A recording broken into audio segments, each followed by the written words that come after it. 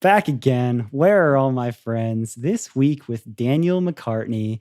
And this is going to be a cool one for a couple of reasons. Not only does he have a great story, he comes from band world, he's done a lot of different things in the music industry, but we also have a bit of a specific subject to talk on, which is like mental health and what you've done to help your peers with that. So I'm really excited for this. You have a lot of valuable information to share. So there's that. If anybody Thanks isn't for having me familiar, on, dude. yeah, dude, seriously, I'm so stoked. We've been talking about this for a while. I wanted to do it in person, but you know what? That's fine. We can do it over Zoom. Works out just as well. I have my new YouTube set up too, where you can watch it and we have our little boxes. So Oh, it's, nice. yeah, it'll be good. But I love it. if anybody doesn't know who you are, just super briefly before we get into your full story, just who you are and what you do. Yeah. So, thanks for having me again, dude. Big fan of the podcast, and I love what you're doing and the hustle you're showing at this bizarre time. I'm Daniel McCartney. I'm a music agent at UTA. Pre-COVID, that was, a music touring agent. Now it's all things music, everything, podcasting, merchandise.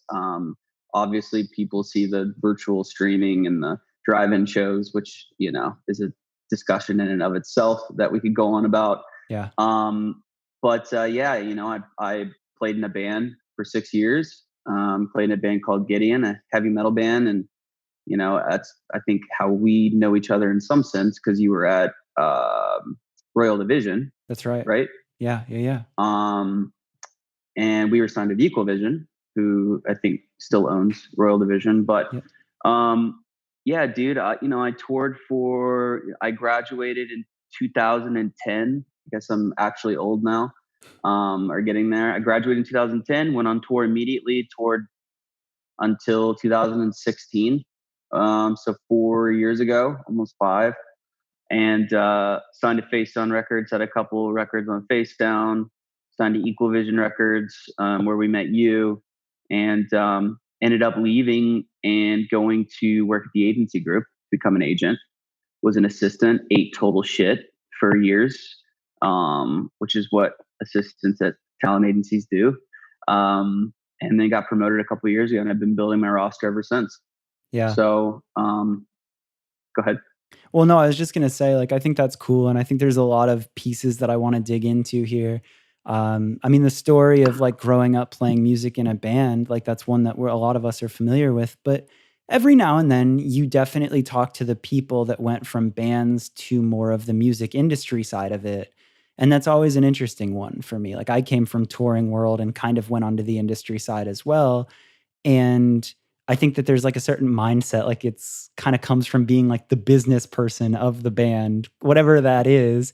I think a lot of the people that listen to this podcast, maybe they didn't play in bands, or maybe they are the artist that is like the business minded person. So that's why, like, I feel like there's going to be a lot of similar mindset and things to talk about just in that. So for A that hundred reason, I'm percent, stoked dude. on this. I, I've been saying one of my new sayings is just like, the guys that all the people that come from the men and women that come from the realm that we come from, Warp Tour and the scene and whatever, indie rock, alternative, whatever you want to call it, Yeah. they all make great business people. Yeah. Because back then when I was in a band, there wasn't a lot of money to be made, in that exact realm when I was in the band. And so you make a dime go really far, and you have to be really resourceful in everything you do, from Yeah. music videos to, recording your album to, going on tour, all that stuff, Yeah. sleeping at people's houses and stuff. And Well, dude, it's so crazy now they make because great business people. exactly, because you don't realize it in the moment when you're on the road, especially on any kind of DIY level. You're just it's like survival, right? Like you believe in something, like you're passionate about your music, your art, you're out on the road, you're trying to get as many people to understand it as possible. You're trying not to die, so you need to eat food and sleep somewhere, and you have very little resources, right? Like I think it's very 100%. common that you're lucky to get $100 a night if you're touring in a band, like opening it, door deals and $100 a night is something that people are all too familiar You're with. And that doesn't go too far, absolutely. especially when you're touring with a band of 5 people or whatever. So you live that life, it becomes the normal. And then you go into like real life and you realize like, wait a minute, I was really scrappy and I learned how to make a lot of things work and all of these like logistics and understanding promotion and business and probably having to be the one that does the finance and all these things. You're like, wait, I can just apply this to life and it's with much more resource and there's people that can help me. Like, so that it's really Undoubtedly, interesting dude. how A touring in a hundred van percent. can become college of life. So I take me it's so back. funny. It's so funny that you say that real quick. Yeah, Sorry. yeah, please, please. Uh, I always say that my college was being in a band. I never Yes. went to college, Yep. right? So every time I talk to the Gideon guys, I'm like, guys, like you guys were like my school teachers, like in some weird sense. Like when an artist comes to me, I always my goal as an agent is always to be able to be like, even if it's not really like in my wheelhouse or like my quote unquote responsibility as an agent, I like to be able to just help them. You know what I Yeah. mean? And put them. Oh, you want to know of a podcaster? Here you go. You want to know of a video producer or a TV show producer? Here you go. Like the various different aspects that all musicians are kind of hitting now, and that comes from being in Gideon. That comes from being in Gideon, being like, well, we have to stay here on this off day, and like, what are we going to do the next morning to make it to the next show? How do we get our money to make it there? You know what I mean? So it's really cool. Yeah, dude, it's exactly that. And like by all means, like it's interesting for me to talk on education because if you're chasing a professional career path that requires college or education, like dude, go in, go for it. But I think more so now than ever, like real life experience and practical application and throwing yourself into an uncomfortable situation of fight or flight to make it work, you later on realize just how much that teaches you or how impressive that is when you're in a meeting or you're like having to figure these like real life scenarios out and people are like, wait, you can just do all that? And you're like, yeah, I guess. So I'm a big proponent of throwing yourself into situations and letting things become the college of life. Um, but with Absolutely. that small tangent, take me briefly into band days. Just paint that picture of like how you found the band, where you were living, and what that looked like for you, kind of finding music and playing in a band to start your career. Totally, dude. It's really funny actually. There is a podcast out there. I never was like, an avid listener, but some of the guys in Gideon loved it. It's called Shit Town. And it was a really, really big podcast. And it is about Green Pond, Alabama, which is where our practice space was. No way. Swear on my life. Me and the drummer, Jake, who I think you may know or met. Yeah. Um, we started the band, in high school. I mean, I was uh probably 17, and we would go to class, go to school Monday through Friday, leave on Friday, drive to Atlanta, Georgia, play, or Douglasville, Georgia, and play at a place called the Seven Venue at the time. We would Yes. drive to Chattanooga and play the Warehouse, and come back on Sunday or whatever. And we just hustled it out. Completely scrappy. Like we were all like Southern guys, honestly. They Yeah. still, I mean, I'm still a Southern guy, Yeah. and we really and truly, looking back, sometimes I'm like, not as if I ever really experienced like any kind of like true success. I mean, it was all pretty scrappy, but at the same time, I'm like, it is pretty insane where I came from in that moment to be able to even like get to the point of like signing a record deal. That was tough in and of itself. And Yeah. so we signed a record deal when I was, I think, 19. Yeah. Left on tour 2 weeks after I graduated high school, and just trucked it, dude. Just toured for 6 years straight, put out records, wrote, toured all over the world, Japan, Australia, New Zealand, Europe, Canada, Mexico, the US. Pretty crazy. Yeah, and, like, just to paint that picture because not that it was, like, so long ago, but it was a slightly different time just in the sense of, like, what year was it that you first signed that deal? This would have been, I graduated 2010. It was probably 2011. Okay, so, like, I think discovery on YouTube was early, there was MySpace, all of that, like, for being in the genre you were, like, Warped Tour was the place to get discovered. Slightly different than now of, like, more so solo artist, independent, find yourself, get found on SoundCloud or TikTok. Like it was a different hustle. And I think the internet was absolutely powerful, but it just wasn't like you had to be out there, like you said, grinding and playing those shitty venues and like all of that. Like I felt like that was really a part of it. What like is it too vague just to call Gideon like hardcore? Like what would you have? No, I don't think it's too vague. Whatever. Heavy metal. I always Oh, just say heavy yeah. metal, It hardcore. had like a very Whatever. southern, like it was like heavy. Like it was a vibe.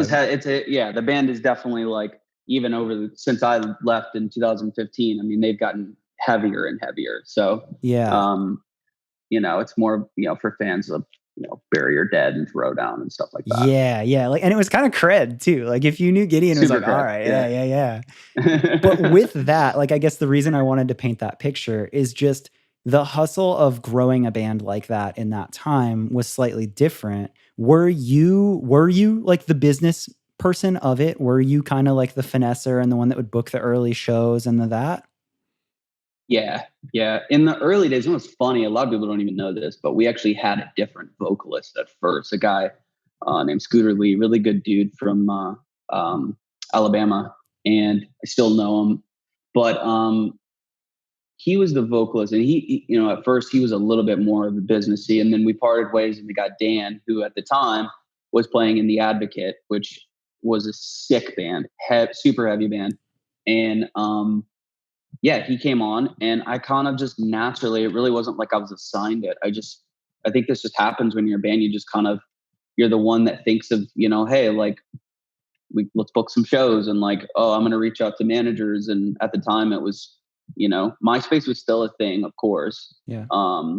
But I still to this day remember getting, after we signed a record deal, maybe a year or two in, I guess, um, Jason Dunn, who owns Face on Records, emailing me and telling me what Spotify was and telling me that he was Yeah. going to put our music on the platform, so it was much different way of becoming noticed. I Yeah, mean, I still album sales remember, mattered.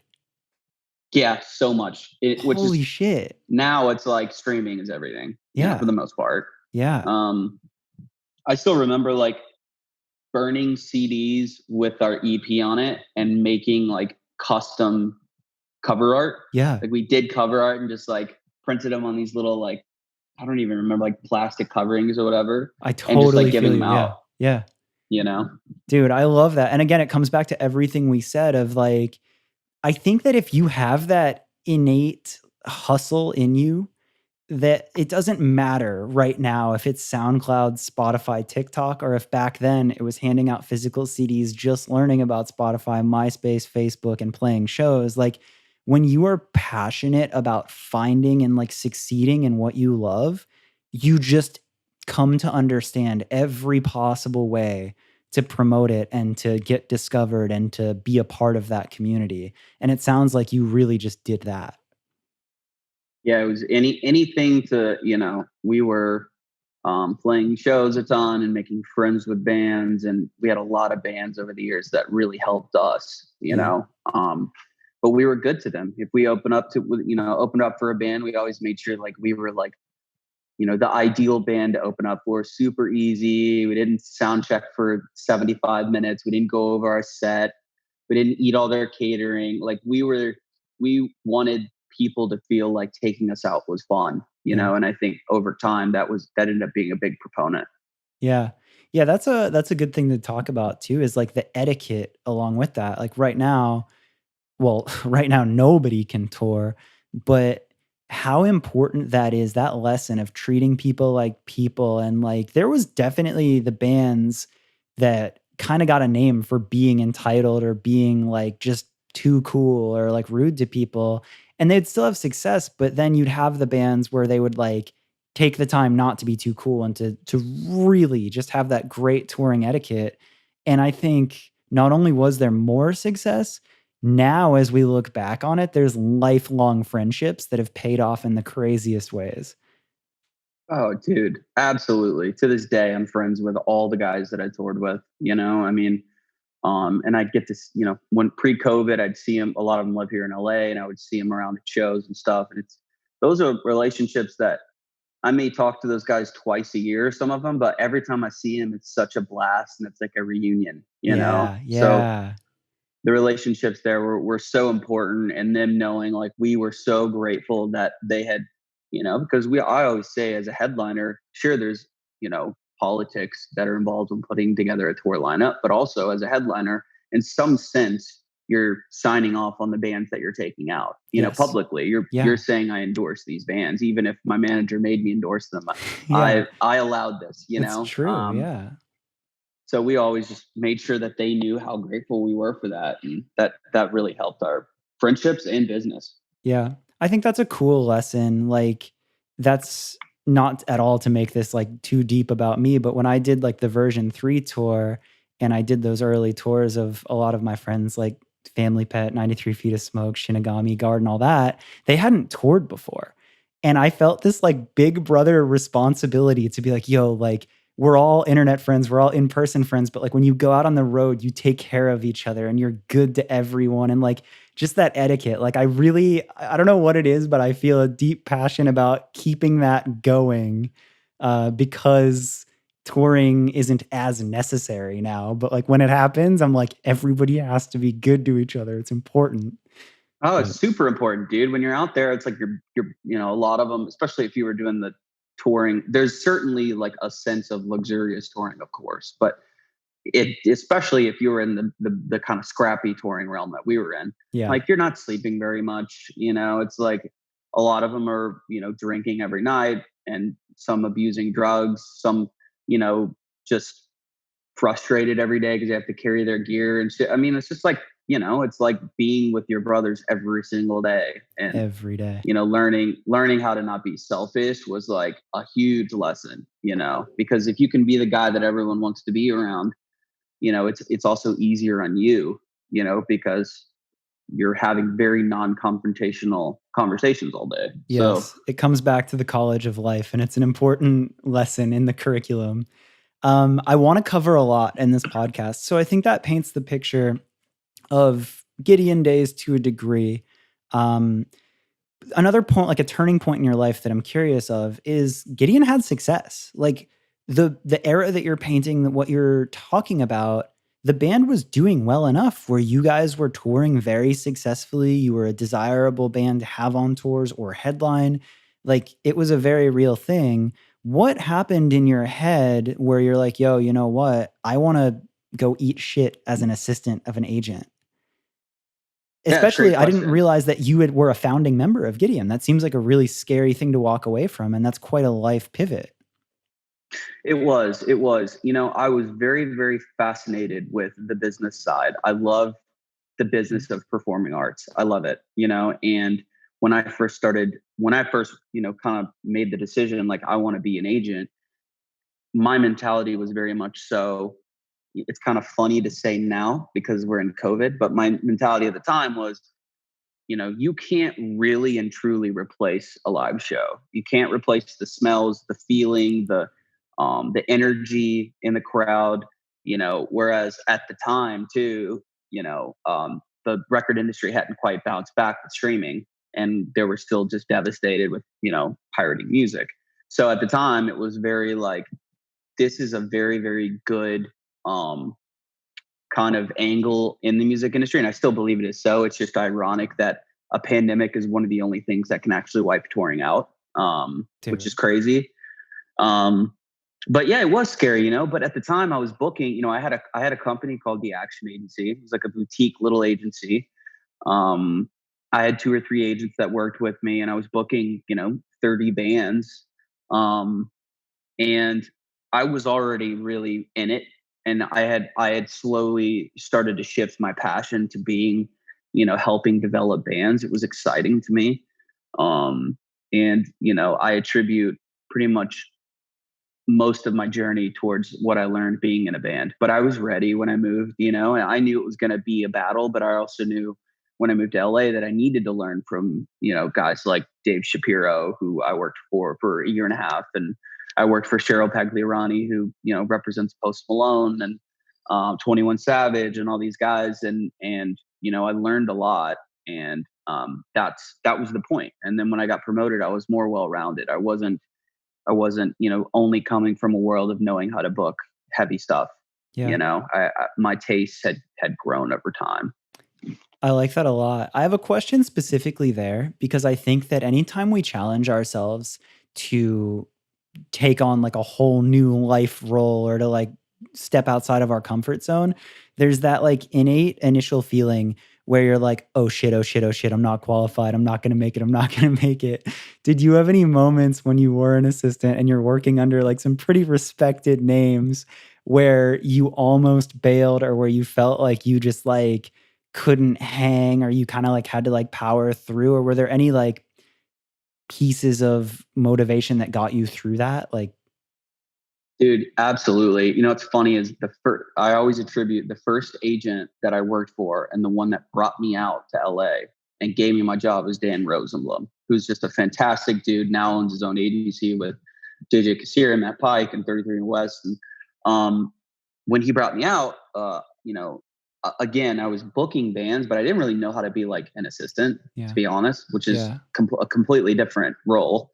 And Dan ended up not being leaving the company, maybe 4 months after I had gotten there. So I was kind of thrown into working for Dave Shapiro, and I remember kind of feeling like, in a way that I wasn't really ready for it. And to be honest, I really wasn't. And I wasn't. Shapiro and I joke about it now because I'm like we're friends. I'm like, I wasn't really that good of an assistant. And over time, though, I learned the trade. I was just like, kind of like, well, I guess I'm doing this, and I gotta like learn on the fly. yeah, Um, but dude, absolutely, especially as an assistant, there's something about, I feel for assistants so much because there's something about that respect that you have for yourself, but you want other people to have that respect for you. And the truth is, they're not going to have it immediately because yeah, it's just the revolving doors. It turns too much. So I think like for new people to come into a company, like I think the best utilization of their time is to realize like, like I need to put my head down and just like work for now. And yeah, like people will begin to respect me as I build relationships and show them that I'm here for the long run. And that was like one of the big things for me. I was terrified of failing, especially after like ditching being in a band and moving. I'm like, I could get fired, 2 months in because I'm not good at this. And that was scary. But I think over time you begin to gain these people's respect, and over time I started to realize like, okay, this works for me, which yeah. I'm really grateful for. No, that's cool. I like to talk about those moments because I really do like to encourage people when they have that feeling, whatever that feeling is of like, damn, maybe like my gut is telling me that I should chase this. This is an instinct. Whatever that is, like it's easy to have that feeling, but then to act upon it and then to have the patience and the perseverance to just power through and do what it takes can be really scary. But now seeing you as an example of what happens when you brave the storm and make it through is cool. And that's kind of the next piece that I wanted to talk about is like you clearly made it through being an assistant. You are now your own agent. And even like to my surprise, I think the last time we saw each other in person was had to have been, I mean, several months ago, maybe beginning of 2020. But we all got dinner before a show, and I'm sitting there, and you're talking about your roster, and I'm like, what the fuck? Like, you really kept your head down and out of nowhere had like a very respectable roster. And that's that Thank shit you, that I man. do like. Like, it's so cool to see those people that just stay quiet and then you kind of like check in and you're like, oh, you're killing it. You're doing it. So this Thank you, is man. my second where I'm really gassing you up and I want you to sweet brag, but tell me about your roster right now and tell me about your clients and tell me about what that looks like. Cause you really branched out far from just guy in hardcore band. You work with a lot of different genres now. Dude, it's so cool because it's so interesting how I was able to take the knowledge that I had being in a band like we were talking about and applying it to a realm of like hip hop and pop and alternative rock and indie rock and whatever it may be, because it's given me so many more ways to be involved with the representation that I have. It's given me so many more ways to be involved in their lives and help them. So everything from, I have Clever, who I'm super excited about, who just signed to Post Malone's label. He signed to Posty Co through Republic. Super excited. I've got everything from stuff like that to, DaniLeigh, who has 3 platinum singles at Def Jam. I represent this really cool alternative rock band called Hunny, who I love. Great band on Epitaph Records. I represent Phora. I've got some R&B stuff. I've got, a YouTuber musician named Scotty Sire, who did 30,000 tickets last year. It's really cool, man. It's diverse. It's like, for me, when I dove into like actually building my roster, I'm like, I'm not going to limit this. Like, I know what I'm passionate about and I know what I like and I trust my ear. I'm just going to go for it, Yeah. and I've got so many cool acts. I've been developing this kid Arrested Youth for, I don't know, 7 or 8 months. And he's so amazing, and like that realm of, being able to work on that. But then also like I work for Young Thug, I'm like, it's not as if like me and Thug are talking every day, but like I'm on his team and I help and we've hung out a couple times and like that's amazing I didn't experience, know that, you bro. know? Yeah, it's cool, man. It's, I was able to, I have to give a shout out to one of my mentors is Mike G and also David Zedek over at UTA, who have put me in a position that like, I really like at times was like, I don't know why I deserve this, but like, I'm going to dive in and thank you for the opportunity. And like, it's been able to like, for me to get in there and like kind of be like, serve as like, the grinder and like on the floor and like dealing with all that stuff and like feeling a need, because Yeah. every team needs someone that like is on the phone every day with them. Like it's just half the time communication is everything with the talent agency. Yeah. You can be doing a million things, but if your client has no idea that any of it's happening, they think you're sitting on your ass. you Yeah. know so for me it was like communication, working, being mentored by great agents at UTA. And yeah, like I get to work on cool stuff like Young Thug, and David Zedek has me, I represent, she's an English pop singer, but she comes from the K-pop world. Her name is Amber Liu. She was in a band called FX, which is, was a gigantic K-pop band. And it's like being able to learn that side of it is like amazing, because it's like the growth potential of it is gigantic. But at the end of the day, it's all still, everyone builds differently, but like there's still like a touring business in some capacity for all of them. So it's not out of my wheelhouse, and I'm able to learn it and I'm able to apply that, but also learn new stuff. So it's cool, man. That's dope. Specific question there. As you've now started working in just about every genre, have you run into any challenges, or like do deals look different? Like on a day-to-day level, if you're negotiating deals, if you're booking a tour, have you run into any specific challenges like where you're like, "Oh wait, this is very different for hip hop or K-pop or pop?" There's a lot of different, one thing I will say is in the hip hop realm, which I Mhm. really had to learn like on the fly, was after parties are way bigger. Like it's a bigger Oh. thing. And the tough part about it is maintenancing that, in the after party world of playing at clubs at 3 in the morning and that kind of thing is more what I'm talking about. It's great because they can make a lot of money, but at the same time, you know, for example, when we had Young Thug on the J. Cole tour, I worked on Young Thug's after parties on the tour. But you also have to be respectful of, for J. Cole, it's like, we're not going to put up an after party in Dallas, Texas, if the arena in Dallas isn't sold out yet. So there's a lot of like different aspects of like trying to maintenance, like, making sure Young Thug meets a quota for budget purposes, but also like learning like, okay, in this city, you can't do this city, you can't, and telling him, relaying that to him, Oh, yeah, like was almost like learning the etiquette of it.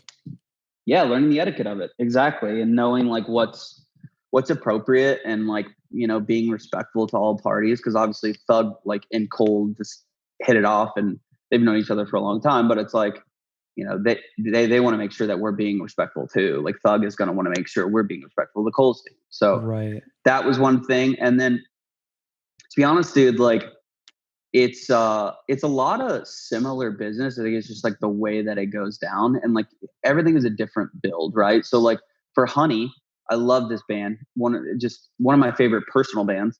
Um, they've had this kind of steady growth over years, right? Whereas now it's like a song can go viral on TikTok and your song is platinum in 48 hours, right? So it's like there's a different build, but at the end of the day, like Hunny has a very respectable career, continues to grow. Some people immediately go right here and then have to like catch up and figure out how to stay here and Yeah. how to sustain that. And, I think like every genre kind of in a sense like is applicable. It's like, a lot of the pop and hip hop stuff is kind of prone to like have that song just like that. Yeah. A lot of the alternative rock stuff, which I love, this band, I represent this band called The Score, who just put out a record. And that band's, been streamed billions of times, has a gigantic sync business, and it just keeps growing over years. And it's like so rewarding to see, so I think for me, it was like seeing the different ways that the different artists can grow, and like the patterns is so fascinating. Yeah. Yeah. That's really interesting. So the next question that I have, as far as talking to the agent version of yourself, and this is kind of like a hypothetical, but obviously everything is different right now because of COVID, and everybody has had to get really creative.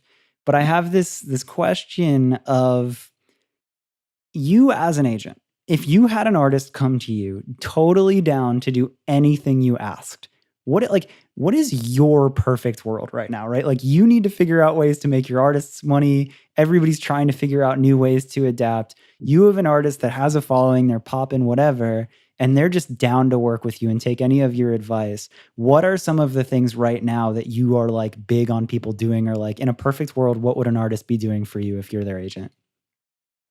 Great question. So a couple things. First off, it starts with that willingness to do anything.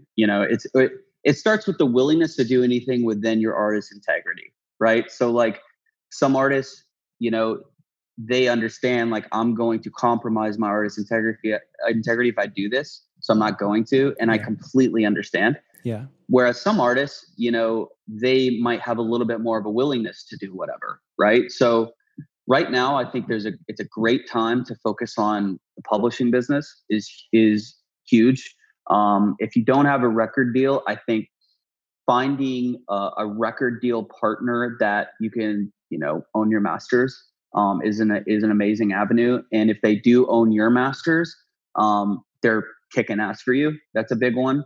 I think e-commerce is bigger, bigger than ever. Like online stores, people are still buying merchandise, Yeah. and in cohesion with the virtual shows, you can bundle it with tickets for the virtual shows, which is great. Yeah. I've had 6 or 7 artists do podcasts. I think it's a great space where like for example, I had The Score on Tea with Gary V. And Oh, Tea with Gary shit. V is a segment where like super early in the morning he just like Yeah. chats, but he has artists come Oh, on. I'm a And The fan. Score came on, and yeah, Yeah, it he was had Ty awesome. Verdes, who was a guest on this show on, and I was like, Yep. yeah, Yep. I'm a huge Yep. fan I of mean, that. I've had a couple acts do that. I think I had Nicole Buss did it, The Score did it, Taylor Bennett did it. It's Clever did it. It's been super cool. But dude, to be honest, man, like I think right now content is king. Like Yeah. it's just like, all that stuff is great, but at the end of the day, like one thing that is being received is new content. At first it wasn't. At first I feel like it was kind of weird. Everyone was checked out, everyone was panicking. Now it's like people are of course still panicking in some sense, but like I think that people are a little bit more prone to receive content right now than they were, 6, 7 months ago when this thing really first started. Yeah. Um, but it's a balance of like, you know, how much of that is actually revenue driving, and like finding a way to drive revenue, keep your artist integrity, try new things, work on your awareness, on your social networks. Obviously, like TikTok is like gigantic right now.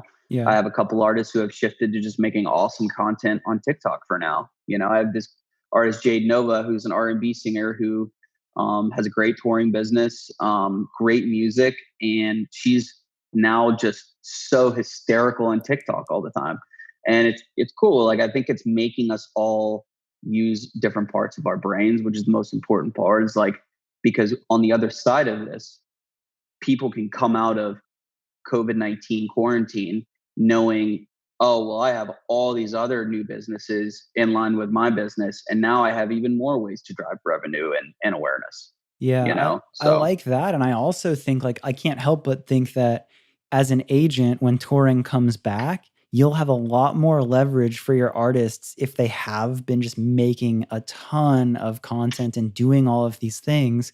Because then when everyone is trying to get into rooms and all these tours are coming together, you at least have leverage to be like, yo, my artist stayed relevant for all of 2020. They did this, this, this, and this. And I have like numbers to back the fact that they stayed growing. That's me speculating a little absolutely. bit, but No, you're exactly right. I mean, in a sense, I think I've been saying this. I think that there'll be a general sense of, um, I think people will be a little bit more understanding if weren't putting out content. I think it's a time for everyone to not be hard on musicians and not be hard on themselves. mhm. So I think that, there's a general sense of like, people will probably come out of the hole or whatever and like start putting out music. And I think it'll be received well, but like, it certainly says something if you were able to like, stay on your feet the whole time. I Yeah. mean, it's pretty impressive.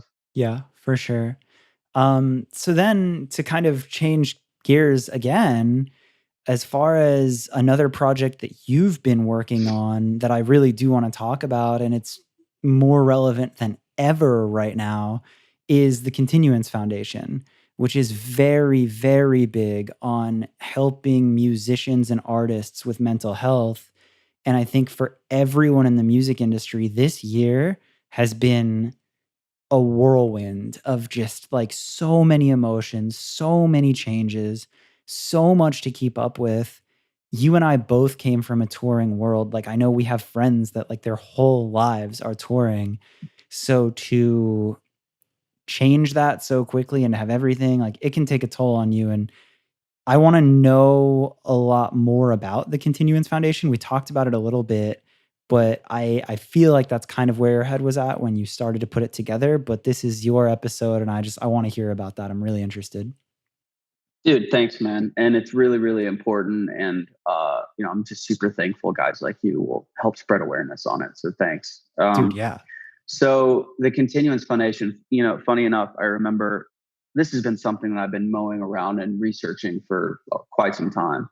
And I had this thought in like March, and I was like, do I really want to launch a nonprofit during a pandemic? And then I had a moment of like, fuck yeah, absolutely. Like, we're all humans. Like, let's not pretend like everyone isn't, in some sense affected by this. And if I can help some of those musicians at this time and beyond, um, then, I'm super happy about that. But the Continuance Foundation is a nonprofit that brings, a few different things. One being resources, a community, um, two being education, but we also the nitty gritty and the core of it is counseling and coaching for musicians. Yeah. A lot of health insurance providers, one, if the musician has health insurance, which you Right. and I both know a lot of them don't, That's yeah. because it's just it's like it's not going to be provided by it. Just, I guess it depends on like what team you have around you. Some of them do. I'm not going to speak on behalf of all of them, but It's not um necessarily a common luxury. There's a lot of different no, structures where you can be an independent contractor, you have a very small business that can't exactly. afford to have internal health insurance, and then you're just on your own, and if you're on a touring budget, maybe you can't pay for your own health insurance, so it is very Yeah. common for musicians not to have it. Yeah, and like you said, like if you're an independent contractor, really what that means is, yeah, it's your job, but they're 1099ing you at the end of the year, and you're paying your health insurance on your own. Yes. It's essentially it. Yeah. So, um, it it's for a lot of reasons. One, I wanted to be able to help the people that came to me and said, "I'm in a really bad spot. I'm depressed, anxious, OCD, whatever it may be, Yeah. even substance abuse." I wanted them to be able to come to me and say, hey, I've got this issue and I have no way of solving it. I don't have health insurance. I don't have enough money to pay because health insurance is you're paying on it by yourself, outrageous most of the time. Yeah, well, to add And to even that some of it won't too. even cover Yeah. mental health. Exactly. Well, It's and crazy. also too, it's like I feel like that's a really easy thing to put on the back burner. It's like if you physically break your wrist, yeah, like you're gonna go to the ER, like whatever. It's a broken bone, but it's like with anything going on in your mind, like you can really be struggling, but like maybe like if you don't have insurance or if you don't know that there's resources, like it doesn't feel the same as a physical ailment or something like that. So it's a really weird spot to like know how and where to get help. Yep. And a lot of times it's just us showing them where to get it. Because we've had people come to us in the last week, as a matter of fact, and say, "Hey, I have health insurance. I just don't know where to turn. Can you Well, please help?" yeah. And in those cases, it's literally just us, liaisoning them to a community, to counseling, coaching if they can get it. And another side of it is I have this thing called TCF Social, which is basically just like a community for the artists. Where if you're in the Continuance Foundation program, there's an individual that's assigned to reach out to you once a week, make sure you're getting the proper care, let you know, hey, on Thursday we have free yoga. On Wednesday, there's free mindfulness meditation. Here's the link. Here's some books to read. In another, when COVID is over, something I'm really excited about is we're going to have the ability to, if an artist is going on tour, they give their TCF social manager their itinerary, and they will sit down on a call and say, all right, so on this tour, you're going to be gone for 6 weeks. You've got 11 off days. What days do you want to do nothing, which is important too, sleeping, resting, and what days can we help you on? So if they say, you know what, this Monday, this Tuesday, whatever, this Friday, over the tour, we set them up with self-care days, which is amazing because if you've ever toured, you know how important that is. Like when Yeah. you're in it every day around someone every day, for someone to like be able to remove you and say, hey, I booked you a massage, you know, 12 minutes away from the venue. You're sleeping at a hotel tonight. Go enjoy it. I got you a yoga class. Or really, one of the first things we ask them when they are accepted is like about their interests, so that we know, like, dude, I can remember being on tour and like, in a random city going to a baseball game, and it like being, it sounds so minuscule, but it being so important to my mental health. Like Yeah. doing something that had nothing to do with my job is just like normal life. Mhm. People just think about musicians as always partying and always having a good time, and a lot of them are. But at the same time, it is still their craft, and it is still something that they're constantly pouring into.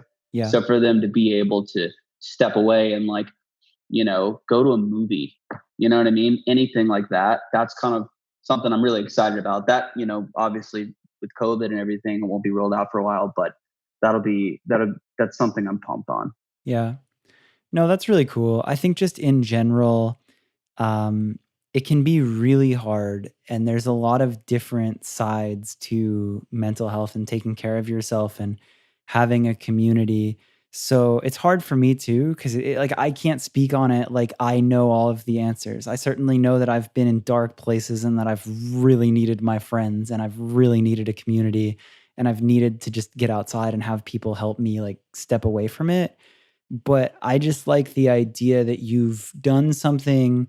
We're not even like, you're not even claiming to be a pro, but you've just partnered with people who are very, very familiar with all of it and are very good at helping people. And just putting any amount of that there, any amount of awareness, any amount of like, it's okay to feel fucked up and here are resources, like that to me is something that I just really respect, because you and Thanks, I man. both firsthand know that, I don't know, I think there's kind of that level of like, if you haven't been on the road, it's really easy to see tour as like magical, fun vacation land forever.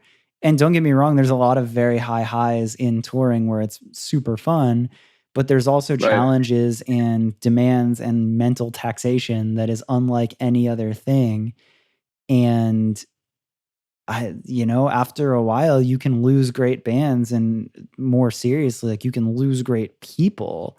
if they don't take Absolutely. care of themselves. So any amount of love and help towards anyone having better mental health is a good thing. And I think that's cool that you targeted that and did it the way you did. I'll tell you one thing that was a light bulb moment for me Yeah, was please. um, shortly after launching it, I got I was connected with a, a guitarist in an A-level band, very established band. Um, and it was so unbelievable for me to get on the phone with him. He was in a really tough place. He's going through a really tough time. And for me to get on the phone with him and him say, dude, he's like, I've got it made when I go on the road. He's like, my managers make sure, I have a guitar tech. They make sure I have a tour manager. They make sure, I'm catered like a king. They make sure I have a bunk on the bus. I have hotels, all that. He's like, but no one has ever asked me, am I okay? He's like, no one. He's like, no one on my team has ever said, how's your mental health? Like, do you need a therapist? Like, oh, I saw this is going on in your life. Like, how can I help? Like, how are you? And in the matter of 10 minutes, I had this guy. I was fortunate enough to get this guy into deep therapy once a week, um, fully surrounded by the foundation in our community.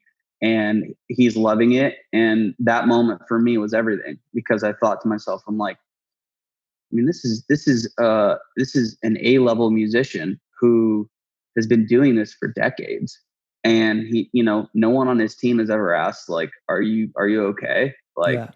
how's your mental health? I know we've been touring you to death. How are you okay? I know you've been in the studio for 6 months. Like, how are you holding up? Are you doing stuff besides recording, and are you doing stuff? Are you taking care of yourself on the road, even physically? And so that to me was like worth it all. That was a big moment for me. Yeah. That's cool, man. I think it's what I sometimes find it hard to grapple the right words, but whatever it is of just it gets really easy to get so caught up in focusing on yourself, right? Like it's hard to live life and we all have our struggles in whatever careers and whatever personal lives. So to take that second to just look outside of your own bubble and look around the people around you and just be like, "Hey, are you good?" is Yeah, such a fundamentally huge. basic thing that can get overlooked, but it's and we maybe we don't realize how much that really can help other people. Um, so I think that that's something that I try to remind myself to do, and I think is remarkably helpful. I'm kind of almost watering it down. You did something a lot bigger than that, but the fundamental No, I of get that it. And you're idea. absolutely right, by the way. Like, it is, especially now more than ever, people are hurting.